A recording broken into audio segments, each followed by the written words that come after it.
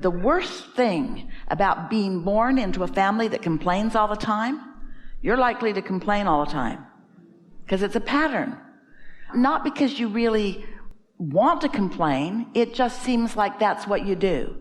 When that happens, you say that, and when that happens, you feel that way.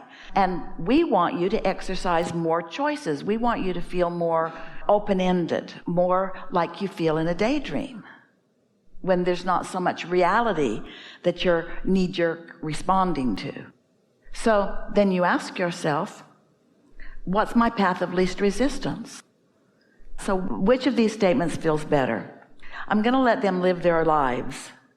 I need to guide them so they can live better lives. Which feels better? We know these seem like obvious choices, but you all don't act like they're that obvious. Because you keep patterns going. It might not be possible to imagine some of these cranky ones as being more lighthearted. It might not be easy, but it is easy to be lighthearted about some things. There's a new car commercial, new to Esther. She just saw it for the first time yesterday. And she doesn't know what car is being advertised. She doesn't know anything about it. All she knows is there's a girl in the commercial who seems to be floating around a little bit. Esther loves that feeling. And then there's a red balloon, and she seems to have hold of a red balloon. And then you can see her feet coming right off the ground, which gives you the impression that she's floating. And then you see a glimpse of her floating through space, holding onto the red balloon. And then all of a sudden, she's transported into a really beautiful red car. And Esther thought, that's how I feel when I'm on the road. She thought that was such a great advertisement for the feeling of freedom in a car.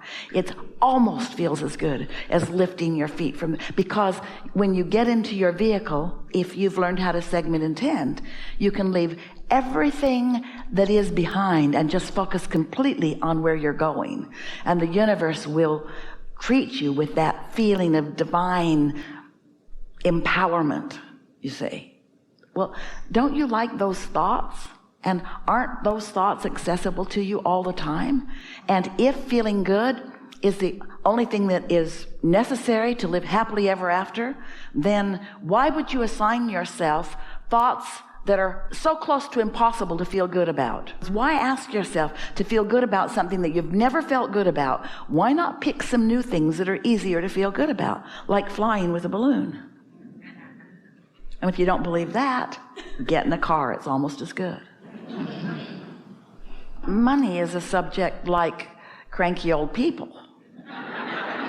But when you realize that every subject is a stick, and on one end of it is not enough money, and on the other end of it is plenty of money, and then you have to decide where you're going to light on that and practice it apart from what is. That's really the point that we're making that you already understand. We want to get past this point, but the point that we're making that you already understand is what you've been living has trained you to where you are on that stick. And so where you are is where the universe keeps giving you more ideas. And somehow you have to decide that you're going to approach it in a new and different way, which means you sure are not going to find the other end of the stick by listening to your family who has never come close to the other end of the stick. You might want to say to them, I love you guys, but you're on the wrong end of the stick. What stick? The money stick. Every time I get around you, you activate within me not enough money. I'm not blaming you. You've just been doing it a long time, and you're stuck on that end of the stick. And I might be sort of too, but I don't want to be stuck on that end of the stick. So I'm not going to talk about money with you anymore because you're stuck on the wrong end of the stick. Oh, yeah, smarty pants, what are you going to do? That's them talking to you, not us. How are you going to get on the other end of the stick? You got to get hold of a balloon and float a little. You need something to distract you from that end of the stick, which usually means pick up another stick. Pick up another stick, a stick that you're already on the good feeling end of, and then from the good feeling end of one stick, you can get to the good feeling end of another stick. Ooh, that's big. It's so much easier to pick up the good feeling end of a stick and then move to the good feeling end of another stick because they are in the same vibrational genre, than to start on a subject where you are trained or have trained yourself to be on the not good feeling end of the stick and then drag your way up the emotional scale. It's so much easier. So, in a really practical sense, what sticks are easy for you to feel good? Are there any sticks that feel really good that don't have the stench of money attached to them? Puppies. Do you believe that there is a direct relationship from feeling the thrill and the sweetness of puppies and prosperity? So we want to draw it out. We want to paint it out for you.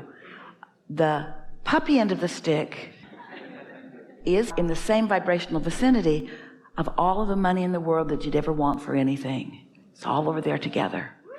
It's all over there. It's all over there on that end of the stick. So, can you see the correlation? Imagine a pile of sticks.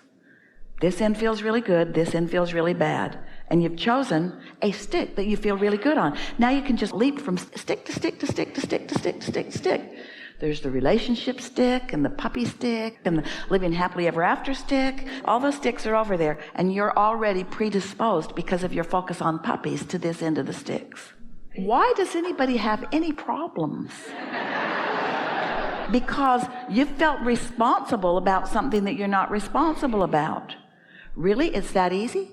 Just find something delightful and be delighted, and then delightful things will come to me? That's it. Find something delightful and be delighted, and then delightful things will come to you in really short order. Once you start approaching life vibrationally and emotionally, then that practice, then you'll be able to go anywhere, talk to anybody about anything. Somebody could innocently hack up your favorite tree.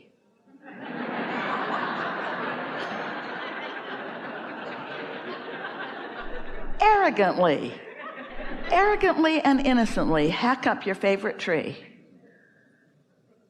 And if you've been on this end of the stick enough, you can say, things always work out for me. Things always work out for me. Things are always working out for me. I'm just not letting myself see it because I've chosen to be on the end of the stick that doesn't let me see it for a while. But when you're on this end and this end and this end, this good feeling end, after a while, even though, of course, contrast is going to take you there every now and then, but you don't stay there long.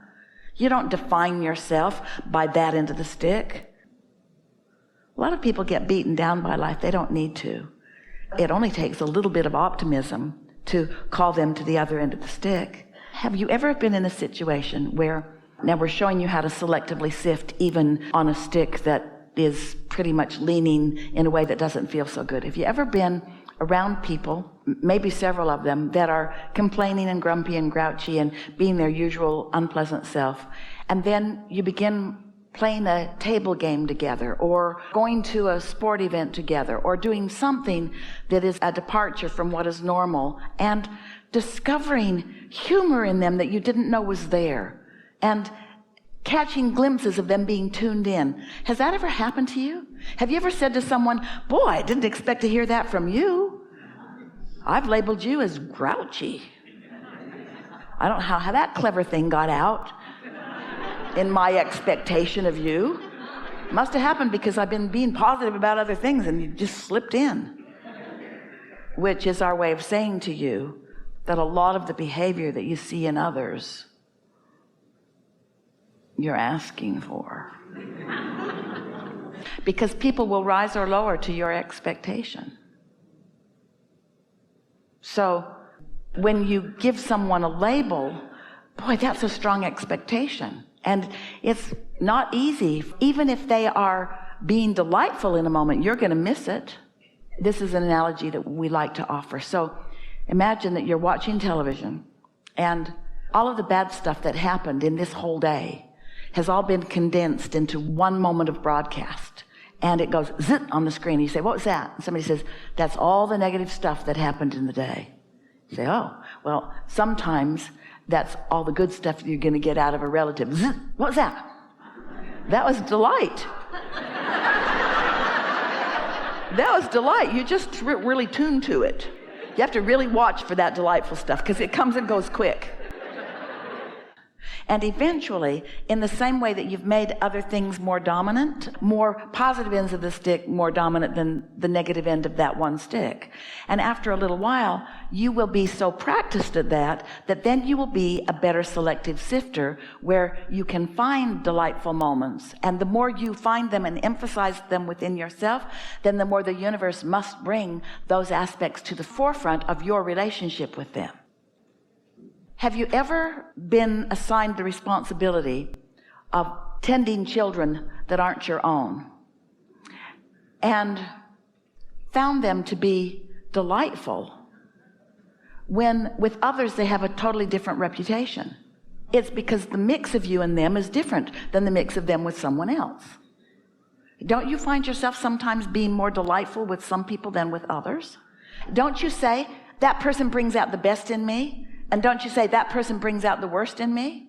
Well, isn't that about a vibrational mix?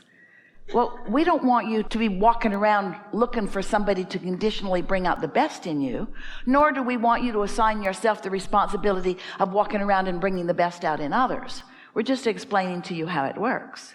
And we want to say to you unequivocally, the way you bring the best out in others is by feeling great. And you can't help but to bring the best out in them. But if you say, okay, I'll pay the price of happiness so that I can bring the best out in someone, you've missed our point. But if you say, I would like to feel great, and the results of my feeling great more of the time will be this. So what we're really talking about here is being an actor in life rather than a reactor. Being proactive rather than reactive, getting out ahead of it rather than knee-jerk responding to it, segment intending in a positive way rather than segment intending in a negative way. Because through life, even if you've been poking around on the negative end of the stick, you've launched rockets of desires, and so everything that you want is in your vortex, and your inner being is tending all of it. So when you get over there in the vicinity of your vortex, and when you hang around where that vibration is, then what's in your vortex will show itself to you on all subjects. That is how it works. The more it feels not likely to you, then the more general your statement is, the safer you are.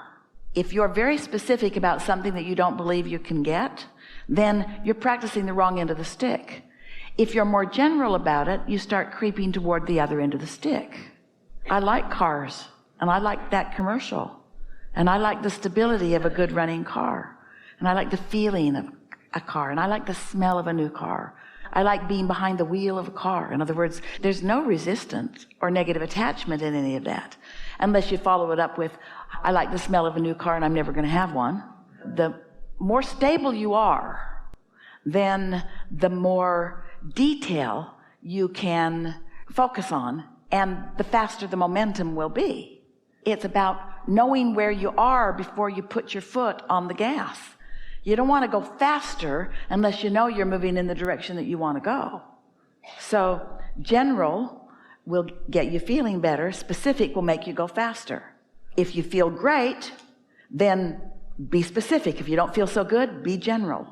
Saying I'm going to live happily ever after, that doesn't get your juices flowing, and you've heard that so much that most people fight that. When you say, I'm getting good at this, and I understand the laws of the universe. I'm getting pretty clear about that. And I can see that law of attraction is my friend. And I sure do know that my inner being is my friend. And I really like the notion that I've put a lot in my vortex. And I like knowing that there is a vibrational reality, and that just because I can't see it, hear it, smell it, taste it, touch it yet, doesn't mean it doesn't exist. And sometimes I get a glimpse of it. I can feel it. And I like that lighthearted, happy-hearted feeling that sometimes I get. This is the way that we want to draw you into some really practical, beneficial focus.